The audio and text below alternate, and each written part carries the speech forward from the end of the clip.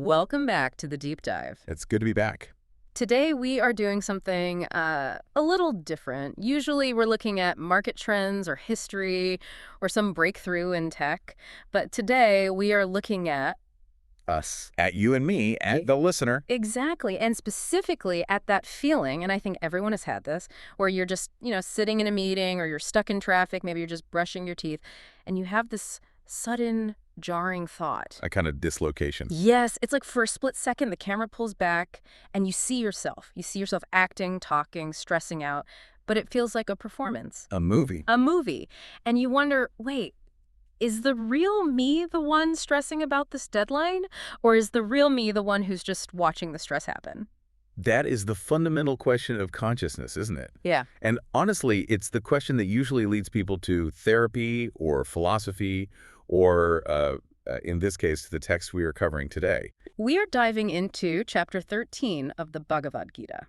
Now, for anyone who gets nervous around ancient texts, don't worry, we aren't doing a chanting session here. No, not at all. They're treating this as a technical manual, a breakdown of, the human operating system. That's a very fair description. Chapter 13 is titled Kshetra Kshetrajna Yoga, the field and the knower of the field. And it is arguably the most analytical, almost surgical chapter in the entire Gita. Surgical is a good word for it. It's not about blind faith. It's about categorization. It's about separating the signal from the noise. And to guide us, we are using a specific set of source materials today. We aren't just reading the verses raw. We are looking at a commentary that draws really heavily on the Panchapita philosophy. The doctrine of fivefold difference. Right, and the teachings of Sri Rayaru. Which is absolutely crucial context, because a lot of modern spirituality, it tries to blur the lines, everything is one, you are the universe. Right, that kind of cosmic soup idea. Exactly. This source material takes the polar opposite approach. It says clarity comes from distinction. Real clarity comes from knowing exactly what you are not. It's a via negativa approach, then, defining the self by peeling away what isn't the self. Precisely. And if you think about where we are in the text, it makes perfect sense. The Gita has 18 chapters. The first 6 were all about karma, action, how to function in the world. How to do things. The second 6 were about bhakti devotion, that emotional connection. And now, with chapter 13, we enter the final third, jnana. Knowledge. But not trivia knowledge, right? So, not at all. Not facts and figures. Well, it's existential knowledge. We are literally mapping the relationship between 3 distinct entities. The individual, that's you listening nature, which is the environment and the body, and the supreme, the divine. So the mission for this deep dive is, well, it's actually pretty practical. We want to give you, the listener, a tool, a mental wedge. I like that, a mental wedge. We want you to be able to separate the field, which is your body, your anxiety, your job, your surroundings, from the knower, which is the consciousness experiencing all of it. Because if you can do that, If you can just get that little bit of space, the stress of the field suddenly gets a lot lighter. it changes from being a tragedy you're starring in to being a movie you're watching. And that shift, well, that shift is everything. So let's start with the landscape. Section 1. The chapter opens with Arjuna, the warrior, and he's asking Krishna to define his terms. He wants to know about nature, spirit, the field, and the knower. And Krishna starts with Kshetra, the field. Verse 2. This body is called the field. Straightforward enough, it seems. It seems simple. The body is the field. But when I hear the word field, I think of a meadow or a soccer pitch. Why field? The soccer pitch is actually the perfect analogy. The Sanskrit derivation that's mentioned in our source material breaks it down in a really interesting way. The word for body is sharira, and it comes from these root words that imply that which is subject to destruction and also that which is the locus of enjoyment. The locus of enjoyment. Think about it. If you want to play soccer, you need a stadium. You need the grass, you need the goalposts. You can't just play soccer in a void. True. The body is the stadium where the game of life happens. It's the arena where you experience everything. Pleasure, pain, heat, cold, success, failure. Without the field, there is no game. But the player isn't the stadium. Exactly. And this is the first and biggest mistake we all make. We think we are the stadium. When the stadium gets a crack in the concrete, when the body gets sick or the mind gets tired, we say, I am broken. Oh, wow. Yeah, I do that all the time. The Gita says, no, the field is broken. You're the one looking at the crack. And that's the definition of the Kshetrajna, right? The knower of the field. Yes, the one who is aware, the witness. Okay, so if my body is the field and I'm the one who's aware of it, then I am the knower, I am the Kshetrajna. Simple. Case closed. Well, not so fast. This is where our source material introduces a massive theological nuance. Yes, you are a knower, of course. I know my field. You know when your back hurts. You know when you're hungry. You have, let's call them, local admin rights to your own body. Local admin rights. I like that. That's good. But then verse 3 throws a curveball. The Lord, Krishna, says, and know me also as the knower in all fields. Oh, okay. So I know my field, but he knows every field. It's the difference between the user and the system architect. Yeah. You know your body, but do you really know it? I mean, do you know what your liver is doing right now? Not a clue. Do you know how your cells are dividing? I have no idea. I just know if it hurts or if it feels good. Exactly. Your knowledge is superficial. It's limited to sensation. But the supreme knower understands the biological machinery, the atomic structure, the karma that built it, and the future of it. And he knows that for you, for me, for the listener, for the cat sleeping on the sofa next to them. That's a heavy concept. It means that, well, privacy is kind of an illusion. I'm not just in here alone with my thoughts. You are never alone in the field. The super user is always logged in. Wow. Okay, so let's look at what this field is actually made of, because the text gets very, very specific here. It doesn't just say, flesh and bone. It gives a list of 24 principles in verses 6 and 7, the ingredients of the self. This is classic Sankhya philosophy. It's like the periodic table of the ancient metaphysician. It starts with the basics, the great elements: earth, water, fire, air, and space. Which you can think of as the states of matter: solids, liquids, energy, gas, and the vacuum, the space in which they all exist. Okay, standard physics, I can get on board with that, but then it lists ego or ahankara, intellect, buddhi, and mind, manas. And you should stop right there. This is the part that really trips people up.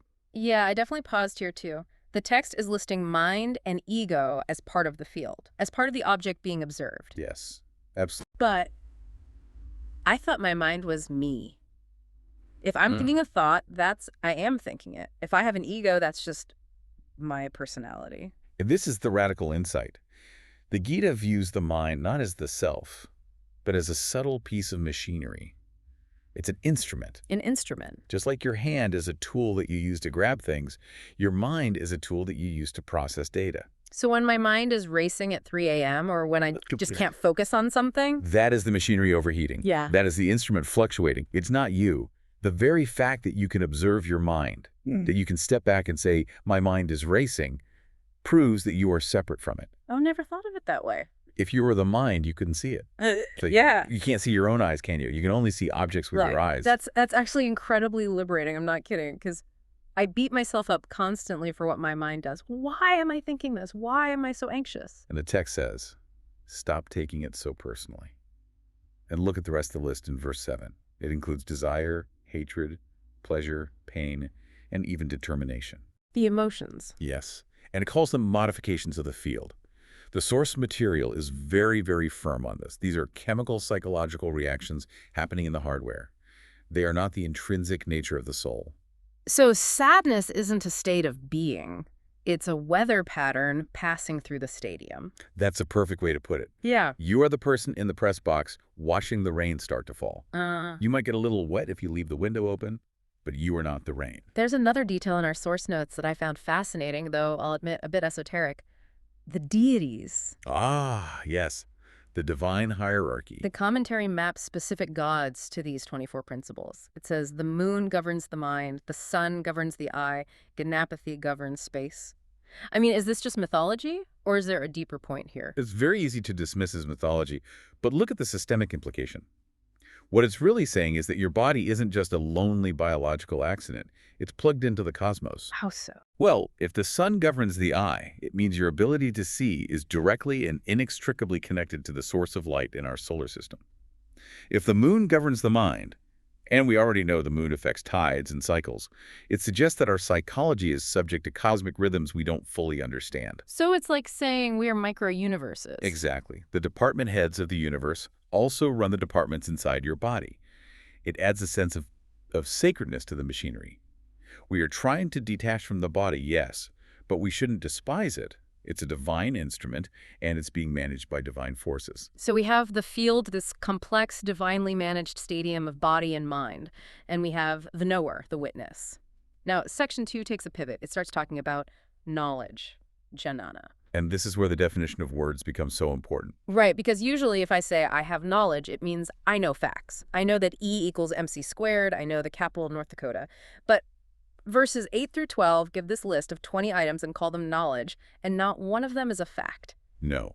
They are virtues. They are states of character. It's a checklist of personality traits. Humility, nonviolence, patience. Why does the Gita redefine knowledge as being a good person? What's the connection? Because in this tradition, knowledge isn't data. Knowledge is access. You can have all the data in the world, but if your mind, your field, is clouded by arrogance or rage or obsession, you cannot perceive reality clearly. The signal gets lost in the noise. You can't see the knower if the field is full of smoke. These 20 traits are the process of cleaning the lens. Or like upgrading the operating system. You can't run the Enlightenment app on an operating system that's full of malware. That's it, exactly. You have to debug the character first. So let's look at some of these bugs. The list starts with amatvam and adamfitvam, humility and modesty. And the source distinguishes them in a very interesting way. Humility, amanavam, is not demanding respect from others. It's the absence of that "do you know who I am" attitude. Oof. That's a tough one in the modern corporate world, or just on social media. It is. And modesty, at empatvam, is the absence of pretension, not proclaiming your own greatness, not flexing, as the kids would say. So basically, the Gita is anti-Instagram. It certainly challenges the entire personal brand culture, but think about why. If you are constantly busy projecting a false image of yourself to the world, you are spending all your energy on the field, on the outer shell. All your focus is outward. You have no energy left to look inward at the knower. Pretension is, at its core, a distraction from the self. That makes perfect sense. Then there's a Sakti non-attachment. And the verse gets uncomfortably specific here. It says, non-attachment to son, wife, home, and the like. This is the verse that makes people close the book. They read that and think, "What? Don't be attached to your family. What kind of cold-hearted, detached philosophy is this?" Seriously, I love my family. Is the Gita telling me to just walk out on them and become a monk? Not at all. And the source commentary explains this very carefully. It's about the quality of the attachment. The Sanskrit implies avoiding excessive attachment, or, more accurately, identification. What's the distinction there between love and identification? Identification is when you treat your family members as extensions of your own ego. My son must succeed in this career, so I feel successful. My wife must be this specific way, so I feel secure. That isn't love. That's using other people as props in your own drama. Wow, that hits a little close to home. So true love is, I want you to flourish for your own sake, whereas this kind of attachment is, I need you to stay close and be a certain way for my sake. Exactly. Entanglement leads to fear. If you are entangled, you're terrified of losing them, you're terrified of them changing, and that constant fear blocks clear vision. The Gita is saying, love them, serve them, absolutely do your duty to them. But remember, they are independent souls on their own journeys. They don't belong to you. That's a much healthier, albeit much harder, way to view relationships. It's the only way to view them that doesn't lead to inevitable suffering, really. Okay, another one on this list that stood out to me. Resorting to solitary places and distaste for the society of men. The verse says, Arati jana samsari. The introvert's vindication. Finally, I feel seen. But seriously, a distaste for society. Is this saying we should all just become hermits? It's a warning against the crowd mind. When you are constantly in a crowd, and today, thanks to our smartphones, we are always in a crowd, you absorb the anxieties, the opinions, the vibrations of the collective. The doom scroll. The doom scroll, the group chat, the 24-hour news cycle. It is constant, relentless noise. The text is saying you need to carve out a sanctuary for yourself. You need vivekta solitude. You need some quiet. Because the voice of the knower, that inner voice, is quiet. The noise of the field is loud. You can't hear a whisper if you're standing next to a jet engine. So this isn't about hating people, it's about protecting your mental bandwidth. Precisely. It's about setting boundaries. And the source material says something really stark about this list. It says that anything contrary to these 20 traits is ignorance. Wow, it's a binary system. It's a binary system. You are either cultivating clarity or you are cultivating weeds in your mind. There is no neutral ground. That's a sobering thought. We're always practicing something. We're either practicing focus or we're practicing distraction. Correct. Every moment. Okay, so let's say we do the work. We cultivate some humility. We try to detach a bit. We find some quiet time. What are we trying to see? Section 3 introduces the object of knowledge, Jnana. And here we circle back to the Supreme Lord, but the text describes him in a way that is, well, it's a riddle. It's a series of paradoxes. It's a total paradox. Verse 13 says he has no beginning. Then verse 14 says, everywhere are his hands and feet, everywhere his eyes and heads. But then the very next verse says, he has no senses. Right. I have hands everywhere, but I have no hands. Help me out here. Is this just, poetic nonsense, or is there a logic to it? There is a profound logic. It's designed to break your linear biological way of thinking. When it says hands everywhere, it doesn't mean he has a billion physical arms that are blocking traffic. It means his reach, his power is infinite. There is no place where his power does not act. Okay, that makes sense. Power, not anatomy. Exactly. But if it stopped there, you might imagine he's just some giant cosmic monster. So it immediately adds, he has no senses. He doesn't have our biological limitations. He doesn't need a retina to process photons of light. He doesn't need eardrums to sense vibration. His perception is direct, immediate, and absolute. So he sees without eyes, he acts without hands. He is the power behind the senses, not bound by the senses. The source commentary uses a really beautiful analogy from later in the chapter, from verse 33 and 34, to explain his relationship to the world.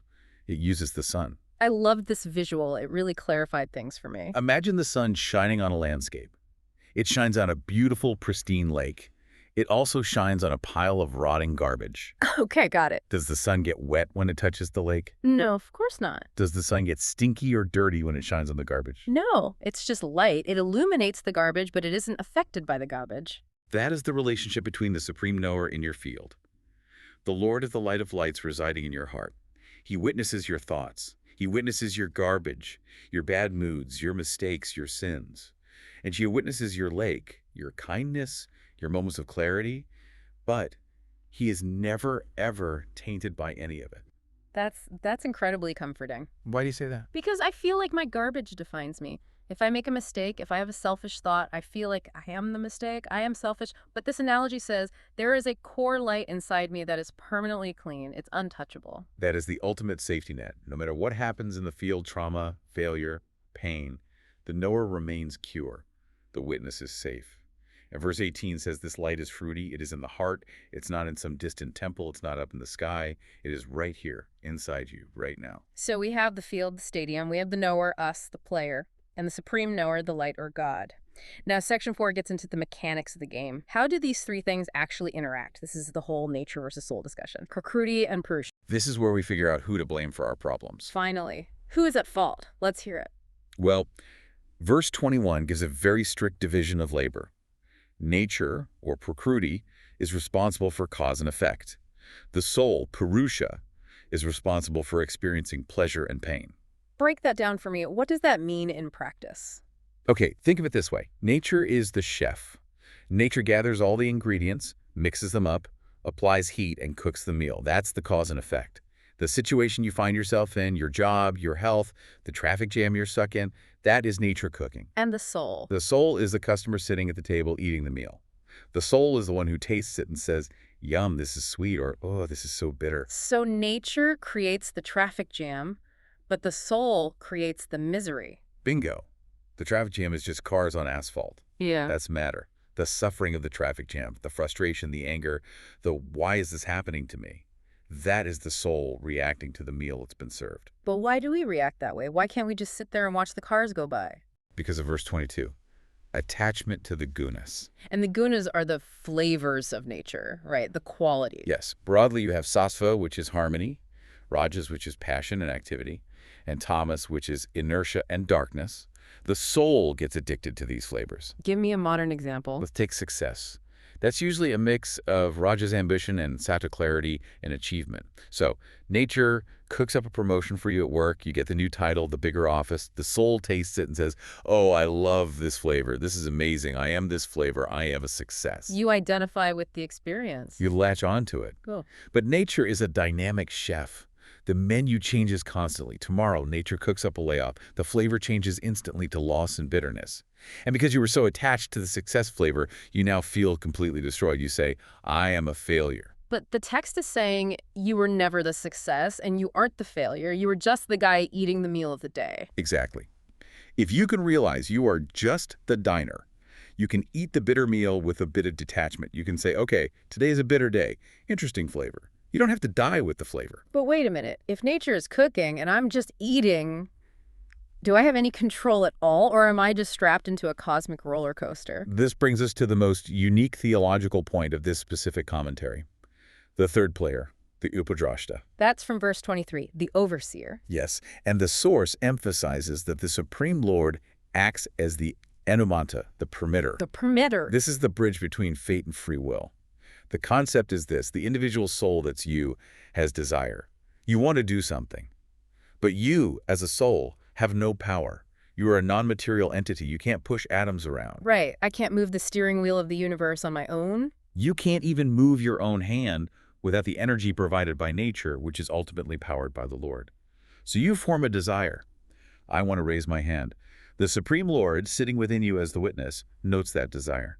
He checks your karma, your past record, and he says, permission granted or permission denied. It's like the child in the back of the car with the little toy steering wheel. That's the classic analogy. The kid is turning the plastic wheel left and right, screaming, I'm driving, I'm driving. The parent in the front seat is actually holding the real wheel.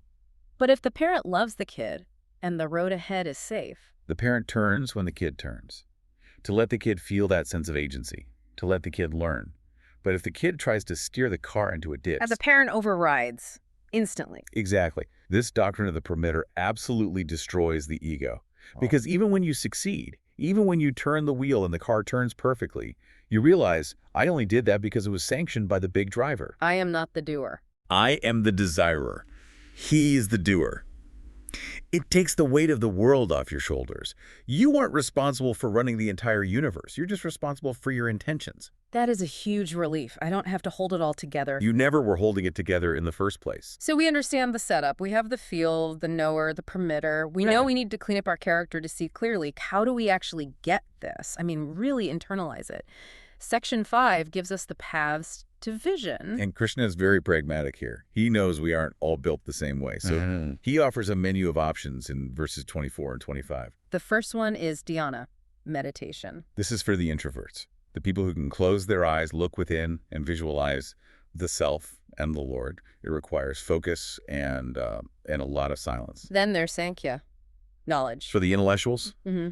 the philosophers, the people who want to analyze, categorize, and use logic to separate matter from spirit. Basically what we are doing right now in this conversation. Okay, and then karma yoga, action. For the extroverts, the people who just can't sit still, they dedicate their work to the divine. I am doing this spreadsheet for the permitter. The work itself becomes a form of worship. But then there's a fourth path in verse 26. And honestly, this one felt like a loophole, like a cheat code. The Shravana path. I know what you mean. The text says there are some who do not know these paths, so they aren't great meditators or brilliant philosophers, but they hear from others and worship with faith. And it says even they cross beyond death. It is the validation of the student. It validates the entire oral tradition. It implies that you don't have to be the genius who originates the wisdom. You just have to be humble enough and open enough to receive it. That's amazing for us right now, just listening to this conversation. If you're doing it with attention and an open mind, the Gita says that counts. You are on the path. It counts immensely. Listening is a profound act of humility. It's admitting you don't know everything and letting truth enter from the outside. That is a powerful spiritual stance. Now, we have to address the elephant in the room. Or rather, the philosophical climax of this specific commentary we're using. We've been talking about separating the soul from the body, distinguishing things, but the source material ends with a concept called pancha bheda. The fivefold difference. And this is so important because a lot of people think the ultimate goal of spirituality is oneness, to melt into the universe, to realize I am God. But this source says absolutely not. Absolutely not. This commentary follows the Dvaita, or dualist, tradition. It argues that the ultimate realization isn't that everything is one. The ultimate realization is that things are beautifully, eternally, and meaningfully different. Let's just run through the 5 differences it lays out. Okay, number 1, difference between matter and matter. A stone is not a tree. A star is not a planet.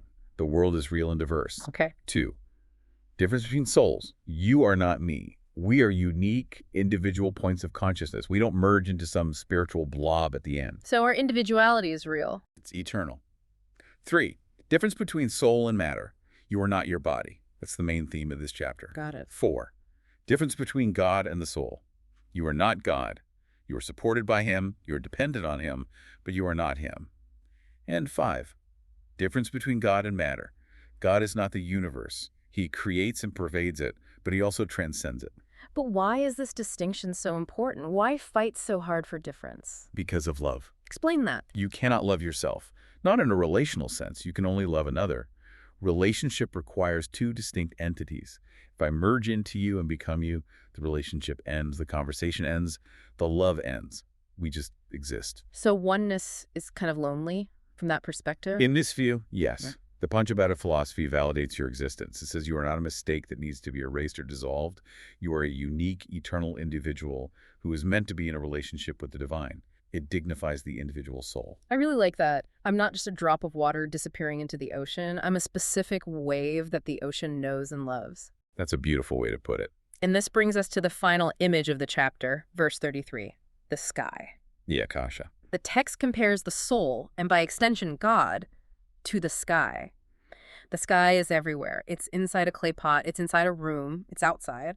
But does the sky ever mix with the pot itself? No. And if you fill that pot with, say, spicy curry, does the sky inside the pot become spicy? No, of course not. And if you shatter the pot, does the sky break? No. It was always there, unchanged. That is the lesson.